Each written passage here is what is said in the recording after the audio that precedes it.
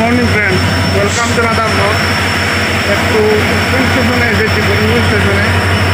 একটা জায়গায় যাবো, শুনতেও যাবো, একটা কাজে যাবো, অনেক কিছু দেখাতে যাবো। আমাদের স্টেশনগুলো এরকম থাকে, পানের পিক, এসব জিনিস আমরাই কোনো কিছুকে সুন্দরভাবে মেনটেন করে রাখি না, ঠিক আছে?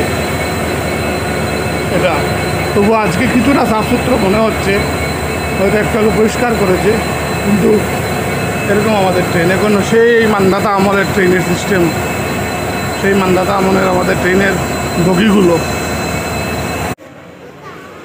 যাবে? হ্যাঁ, কোথায় যাবে? গুয়াহাটিতে। আমরা আমরা আমরা ছুটি পেলে যাব, আজকে গুয়াহাটিতে যেতে পারবো না।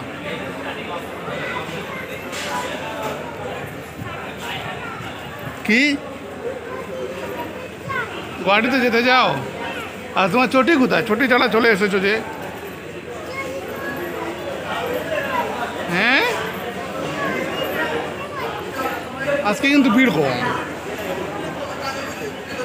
এটাই মনে ভিড় কম থাকে। এই যে আমাদের ট্রেনের স্পিড, এত স্লো চলে আমাদের ট্রেনগুলো, লোকাল ট্রেনগুলো। ওই যে আমরা উন্নত হবো কিছুই বুঝতে পারছি না। এই যে একটা স্পিড মনে হয় 20 কিলোমিটার স্পিডে চলছে। এর থেকে সাইকেলে একটু বেশি স্পিডে চালানো যায়। এই দেখেন, এই হলো অবস্থা। আর এই হলো চেয়ার কার, প্যাসেঞ্জার নেই, খালি।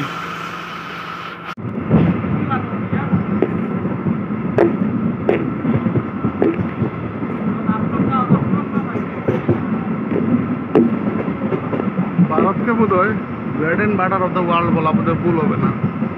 এবার কিন্তু ক্ষেত ভালো হচ্ছে, যদিও এটা ক্ষেতের জমি না, এখানে ক্ষেতের জমি দেখা যাচ্ছে না, কিন্তু এবার ধান ভালোই হচ্ছে। আচ্ছা, একটা জিনিস দেখাতে যাই, এই যে মান্ধাতা আমলের ট্রেনগুলো, এগুলো কেন যে চেঞ্জ করে না আমাদের রেলমন্ত্রী অশ্বিনী বৈষ্ণবের? এটা একটু উদ্যোগ নেওয়া দরকার, ট্রেনগুলোকে একটু নতুনভাবে সাজানো দরকার। এই যে অবস্থা,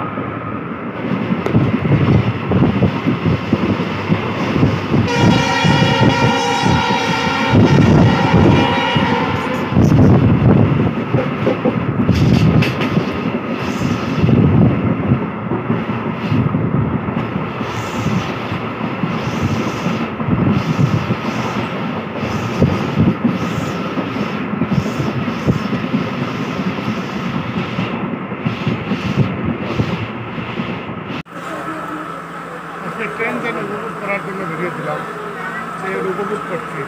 আধা ঘন্টা ধরে এক জায়গায় দাঁড়িয়ে রয়েছে গঙ্গায়। এই সাইডে একটা রয়েছে ট্রেন বোধহয়, এই সাইডেও রয়েছে একটা ট্রেন। আধা ঘন্টা ধরে আমরা সবাই এক জায়গায় ভারতীয় রেল সিস্টেম। আর আমরা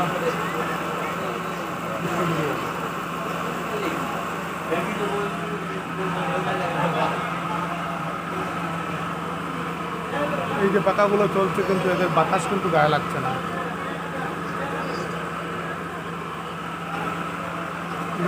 সিস্টেম বোধহয় একদম নতুন ট্রেনটা বেশ সুন্দর, কিন্তু কি করছে বোঝা যাচ্ছে না। এতক্ষণ ধরে এই ট্রেনটাও দাঁড়িয়ে রয়েছে আর আমাদের ট্রেনটাও দাঁড়িয়ে রয়েছে। আজকে একটা এক্সপিরিয়েন্স নেওয়ার জন্য ট্রেন জার্নি শুরু করেছিলাম। এই যে ওরা কি জিনিস ওরা ট্রাকে লোড করছে, নেসলের মাল বোধহয়, ট্রাকে লোড করছে ওরা।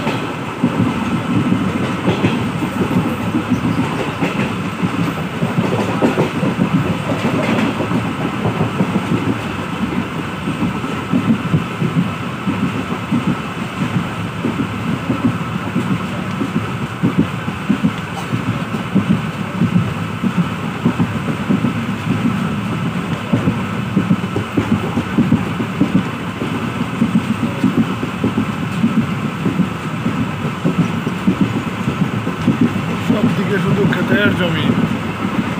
আমি আগেও বলেছি যে ভারতকে এই জন্য bread and butter of the world বলা যায়। ক্ষেতের জমি ঢের রয়েছে, কিন্তু ভারতের শস্য বেশ ভালোই হয় ভারতের এই গ্রামাঞ্চলগুলোতে।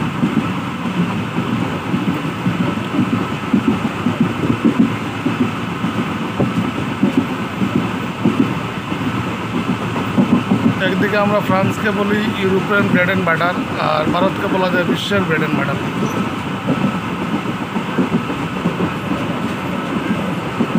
এই জন্যই তো ভারতে বারবার বাইরের শক্তিরা এসে শাসন করেছে ভারতকে লুটে খাওয়ার জন্য। এই যে শস্য শ্যামলা আমাদের এই দেশ,